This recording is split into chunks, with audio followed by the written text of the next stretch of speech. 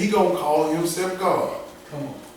And most people are gonna follow him. You know why I know that? Because they follow him now.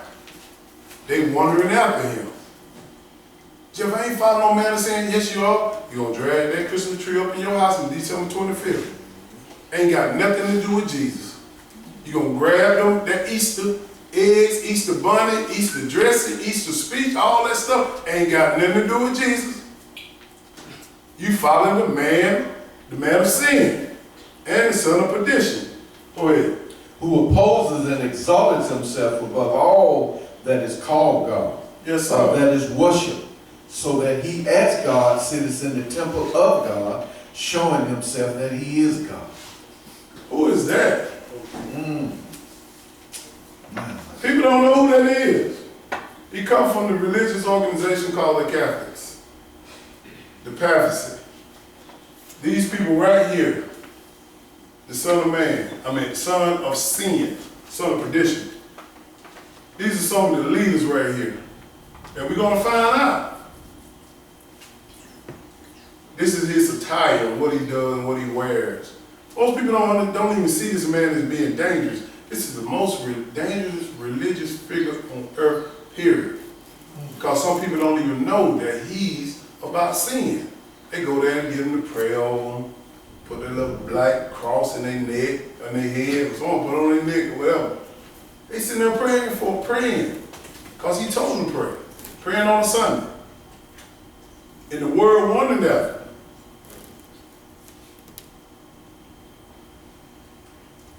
But I want y'all to know who he is by the scriptures. So you won't wonder after. Look at him. Kissing his hand. I'm not saying it's the Pope now, but it's going to come out of his organization, which is the Catholics. Just want to give y'all a visual. We're going to break all this down. Let's turn to Revelation. Jump down to verse 8, excuse me. Verse 8.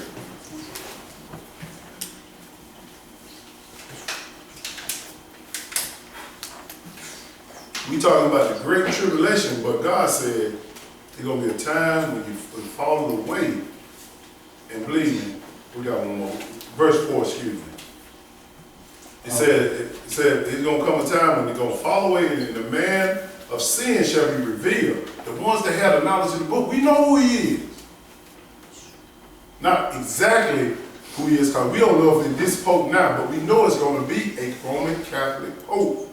Period. And the book said. Verse 4, and you're going to jump to 8. Go ahead. Who opposes and exalted himself above all that is called God, of that is worship, so that he as God sits in the temple of God, showing himself that he is God. And then shall that wicked be revealed. We're going to verse 8 now. Verse 8. And then shall that wicked be revealed, whom the Lord shall consume with the spirit of his mouth, and shall destroy with the brightness of his coming. See, that tells you one thing. How long he's going to be here. The Lord going to have to destroy him. He's the only one that's going to take him down. But if you don't know who he is, you'll think everything peaches and green. Everything good. Until tribulation hit, the great tribulation, when Jesus unleashed them 7 seals.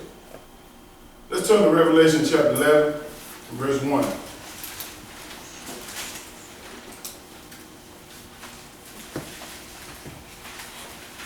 Let's look at this temple that he's sitting in. I wish I had a picture of the old temple. Because in Jerusalem today, the Muslim temple, the mosque, sits on the area where Solomon temple is. So they're not going to bother them. And God made sure that it wasn't going to be no trouble about them building the third temple, because he said, he told the angel, gave the angel some instruction. He said, don't worry about the temple. He said, don't worry, let me read this to you so you understand. He ain't worried about what's on the land of the temple. He gonna give the outer court to the Gentiles, and they gonna build this third temple. But when they build this temple, you need to be moving. You need to be moving. But we're going to look at this temple though. Revelation chapter 11 and verse 1. Go ahead. And there was given me a reed like unto a rod.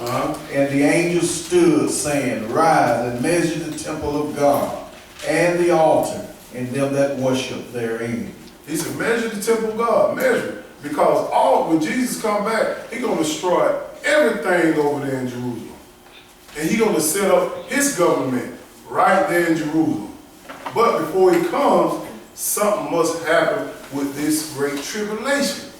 And this man of sin got to sit in the temple of God, just like he said in 2 Thessalonians and Matthew chapter 24. He got to sit there. But the angel going to tell them something about this article, this temple. Go ahead. But the court, which is without the temple, leave out, and measure it not, for it is given unto the Gentiles, and the holy city shall he tread under foot 42 months. This is how long He going to reign in Jerusalem. This tribulation going to be 42 months, which is 3.5 years. Not 7, as they teach you in these Sunday churches. 3.5 years. Once He builds His temple, He going to set up rule. He going to reign forever. Now it's going to reign for a long time, 3.5 years.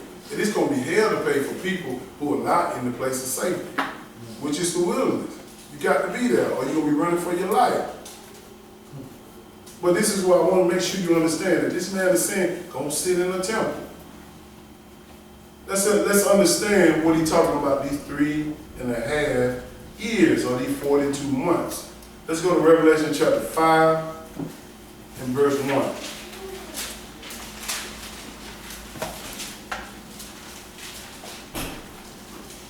This got to happen before Christ gets back here. It's got to happen before.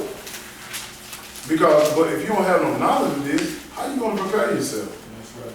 All right. That's right. So we got to read the book. I know some of this stuff might not seem like you understand it, but you keep coming. It'll get to you. It'll get to you. You'll understand it. Revelation chapter 5 and verse 1.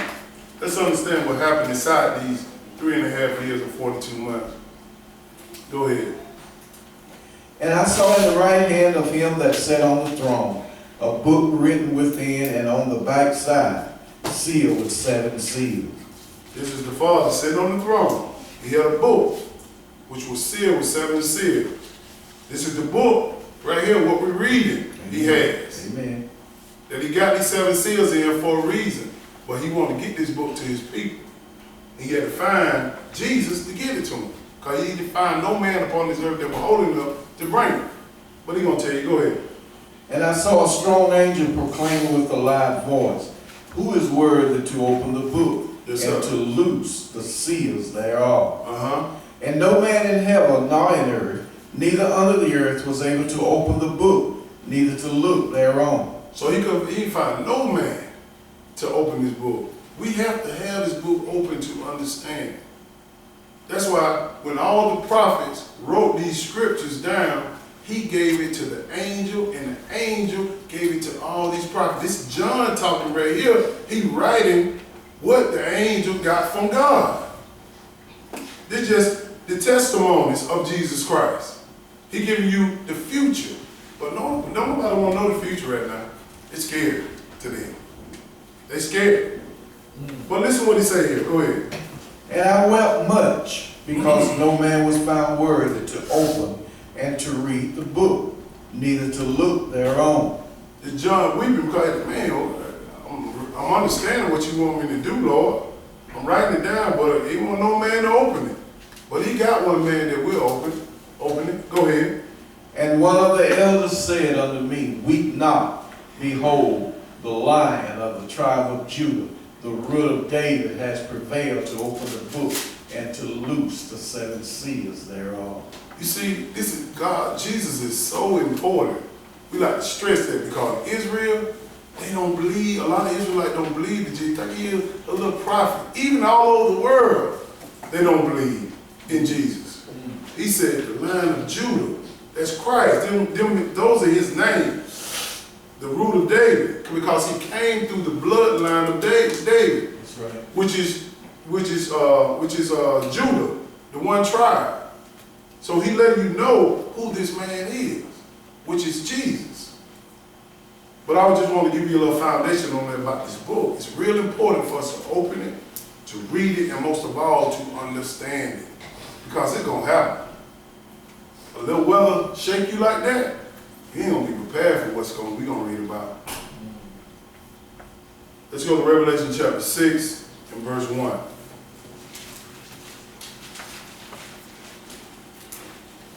One thing I like about the God of Israel, he tells us what's going to happen before it happens. He's giving it to us. It's been written down. It's been written down. But most people don't want to read it to get comfort. So we're going to look at these 7 seals that Christ gave to be loose, so you can be prepared for the great tribulation, so he can save you through it if you're alive. Verse 1, go ahead. And I saw when the Lamb opened one of the seals, and I heard, as it was the noise of thunder, one of the 4 beasts saying, "Come and see." These seals are the same as trumpets. Same as trumpet. Like I say, it's going to be 7 trumpet blowing, it'll be 7 seals over the same thing. Go ahead. And I saw, and behold, a white horse, and he that sat on him had a bow, and a crown was given unto him, and he went forth conquering and to conquer. What did Jesus say he's going to come back on? A white horse, right? He's going to be king, Lord, Lord. One thing about Satan, he's a master counterfeiter. He read it. So he said, I'm going to come back. Satan's going to come back on a white horse too. And most people going to try to believe that that's Christ. But this man on this white horse, he conquered to make war. And this is the man of sin. The false prophet, when he come back, he going to have government's powers on his side to hand up all this destruction, to make war. You already said a crown was given unto him, and he went for conquering to conquer. Go ahead. And when he had opened the second seal, I heard the second beast say, "Come and see." And there went out another horse that was red. Power was given to him that sat thereon to take peace from the earth, and that they should kill one another. And there was given unto him a great sword. This is when the great tribulation starts. It started. Power was given to him. Who gave him that power? Satan gave him that power. Through God, who gave it to him. This tribulation got to happen. And he's going to set up his people with power. Now we're going to get back to that, but let's go to Daniel chapter 11 and verse 36, because he told us to read Daniel in Matthew chapter 24 to find out about the abomination of desolation. But I want you to understand that Daniel and all the other prophets back then, they knew about this time that we living in now. They wrote it for us to understand.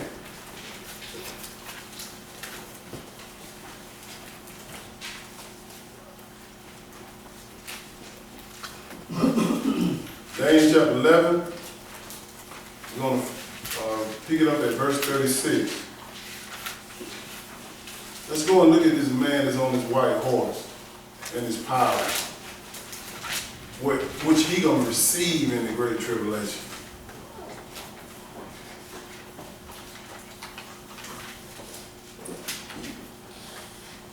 He said he's going to go and conquer, right? If he's going to conquer something, he got to have control of great power. I'm going to look at some of this power we're going to have. Go ahead. And the king shall do according to his will, and he shall exalt himself, and magnify himself above every god, and shall speak marvelous things against the God of gods, and shall prosper, and shall prosper till the indignation be accomplished. For that is determined shall be done. How is he speaking against the God of gods? Everything that God put in his book, the world is going against it. We're in Daniel chapter 11, verse 36. Everything he said in his book, the world is going against it. This man of sin, which is the Roman Catholic Church. In 321 AD, a Roman ruler by the name of Emperor Constantine changed God's Sabbath day, which is the seventh day of the week, from Saturday, which is 7 day of the week, to Sunday. He was a Roman. He was a Catholic. And most of all, he was a Gentile. And people say, no, that ain't true. Go look it up yourself. And believe me, if you wasn't found worshiping on the Sunday around that time, you was killed. You were punished. You ever heard of the Spanish Inquisition? Do some history. They killed a lot of us because we weren't converted. But most of us converted. This is this king. He exalted himself and did marvelous works through indignation, punishment. Go ahead. Neither shall he regard the God of his fathers, Yes, sir. nor the desire of a woman, nor regard any God, for he shall magnify himself above all. Now he gives you some characteristics of this man and how he runs his life, how he runs his organization or his church. He said, neither shall he regard the God of his fathers, nor desire women. You can't be a pope and be married. Clue number one, they can't have a wife. The nuns, they can't have a husband. This is what he telling them. This organization, you cannot, he don't even desire women. They the one push this homosexuality stuff. That's why you hear about a lot of these Roman Catholic priests molesting little kids, little boys. That's the first commandment God gave Adam and Eve. To do what? Be fruitful and multiply. He said, no, you can't have a wife. This is what they do. Well, go ahead. Verse 38. But in his estate shall he honor the gods of forces, and a God whom his fathers knew not shall he honor with gold and silver and with precious stone and pleasant things. He is very rich. There's no one richer than these Romans, these Catholics. That's the most richest church group ever. Got over 1 billion members. And they love this man. Y'all see what they love this man? He walk around there kissing his hand, thinking that he's holy. Go ahead. Thus shall he do in the most stronghold with a strange God, whom he shall acknowledge and increase with glory. And he shall cause them to rule over many, and shall divide the land for gain. Go ahead. And at the time of the end shall the king of the south push at him, and the king of the north shall come against him like a whirlwind. Yes, sir. With chariots and with horsemen, and with many ships. And he shall enter into the countries, and shall overflow and pass over. At the time, they're going to push at it. Meaning that everybody right now is jockeying for territory. Russia getting their house in order. Korea getting their house in order. Who else? Even United States or these what they call the European Economic Community, which is that prophecy of the 10 toes that are in Daniel. They getting themselves together. But you know what? We don't know nothing about that. Why do you think Putin over there in Russia get mad with America? He getting ready. It's going to be a big war from east to west. Not the United States fighting everybody else. This man right here going to have controlling power over these countries, which is the 10, the European Economic Community. Go ahead, brother. Let's see where he's going to be. He shall enter also into the glorious land, and many countries shall be overthrown. But these shall escape out of his hand, even Edom and Moab. Where is the Holy Land? So he got to enter into that land, right? So we got to understand what he's talking about here. He said he shall enter also into the glorious land, and many countries shall be overflowed. But these shall escape. He tell this man going to enter in. And once he enter in, if you don't know what you're supposed to be doing, you'll be right over there following him. Just want y'all to understand this. Got a little map. Show you a little part of the whole thing.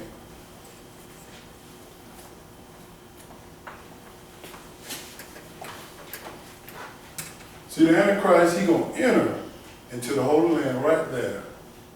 And it's going to be a war once you get into the Holy Land, because the Great Tribulation is going to start.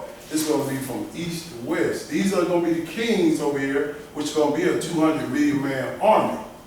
You talking about China, Korea, Russia, all of them going to band together versus these kings over here on the south, which is going to be led by the Pope. And it's going to be a great war called Armageddon. We did a lesson on Armageddon, but we ain't going to get on. I'm just trying to show y'all about the Great Tribulation. It's going to be so much war all over the world that Jesus said, I'm going to have to stop it. So no flesh won't be able to survive it if I don't stop it. Go ahead, brother. Read 41. He shall enter also into the glorious land, and many countries shall be overthrown. Yes, sir. But these shall escape out of his hand, even Edom and Moab, and the chief of the children of Ammon. So another thing, Edom and Moab are going to be a comforter of this. They're going to help us in the wilderness at the time, but that's another lesson. But go ahead. He shall stretch forth his hand also upon the countries, and the land of Egypt shall not escape. Land of Egypt right here, he's going to have power over them, which is Africa. Go ahead. But he shall have power over the treasures of gold and of silver, and over all the precious things of Egypt. And the Libyans and the Ethiopians shall be at his steps. He's going to control them all. Why? Because he's going to have government, he's going to have power, he's going to have military on his side. And believe me, you ain't got no tanks, you ain't got no money this time. And Satan going to give him that. Go ahead. But tidings out of the east and out of the north shall trouble him. Therefore he shall go forth with great fury to destroy, and ultimately to make away many. Yes, sir. And he shall plant the tabernacle of his palace between the seas and the glorious holy mountain. Yet he shall come to his end, and none shall help him. He's going to plant it right here, with that little pink circle. Right here. And he's going to come against these people. But Christ's going to have to take him down. He's going to take him down. But if you're not in the place of safety, which is right in this area right here of Saudi Arabia, over there outside of Jerusalem, in the desert, where he's going to protect us. That's why I say you got to get your mind ready for this, because you telling me, Jeff, I got to go to a desert? Same thing that Israel was complaining about. They was in captivity for 400 years. And once he brought them out of that slavery, they complained in the wilderness. Oh, we ain't got enough food. We getting tired of eating this bread. We getting tired of eating this manna. They did this. And there's going to be some of these people complaining still. And you better get rid of them. Get away from them. Because God's going to strip them. He's going to kill them dead. In the wilderness. Bill, they complain about this stuff. But I want to just give you a map. Because I like this map. I kept it to show you where all the chips are on the board. All of them. And we can line them up through the scripture. That's why it's real important that Israel teach the word. They ain't ready for this at all. They worry about what Kanye West saying to Donald Trump. Stupid, man. It's heartbreaking. Heartbreaking. Because they worry about this stupid man. Get in the book.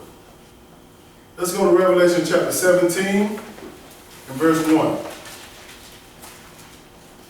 Revelation 17 and verse 1.